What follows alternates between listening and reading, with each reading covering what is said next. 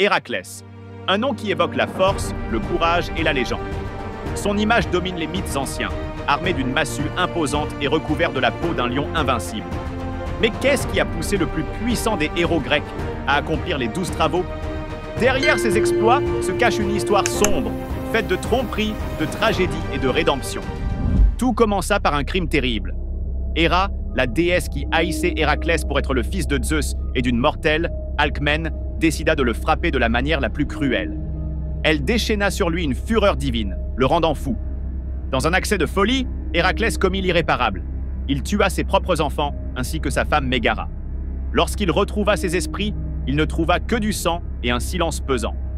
Accablé par l'horreur de son acte, il tomba à genoux, hurlant une douleur qui déchirait son âme.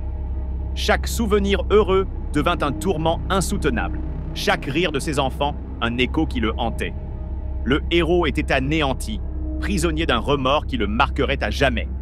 Écrasé par le poids de son crime, Héraclès chercha un moyen de se racheter. Il se rendit à l'oracle de Delphes, qui le dirigea vers un chemin de souffrance. Se mettre au service du roi Eurysthée, cousin d'Héraclès et rival au trône de Mycène. Ce choix n'avait rien d'un hasard. Héra, dans sa haine implacable pour Héraclès, avait tout orchestré, manipulant les événements afin qu'Eurysthée, un souverain faible mais ambitieux, devienne l'instrument de sa vengeance. Soutenu par les jeux de pouvoir et l'aristocratie locale, Eurysthée incarnait les tensions politiques et les rivalités familiales qui avaient poursuivi Héraclès depuis sa naissance. Ainsi, le chemin du héros vers la rédemption devint aussi un affrontement contre un système profondément hostile. Eurysthée, terrifié par la force d'Héraclès, mais déterminé à l'humilier, lui imposa 12 épreuves impossibles. Chaque travail représentait un défi extrême. Vaincre des créatures invincibles, comme le lion de Némée, terrasser des monstres tels que l'hydre de l'herbe, capturer des animaux légendaires, comme le sanglier d'Érimante, ou accomplir des exploits surhumains, comme dérober les pommes d'or des Hespérides. Mais pour Héraclès, ce n'était pas de simples missions.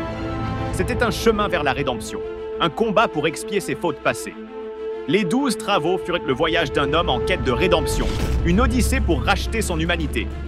Chaque pas, chaque blessure, fut un sacrifice personnel qui façonna le héros, non seulement dans son corps, mais aussi dans son esprit.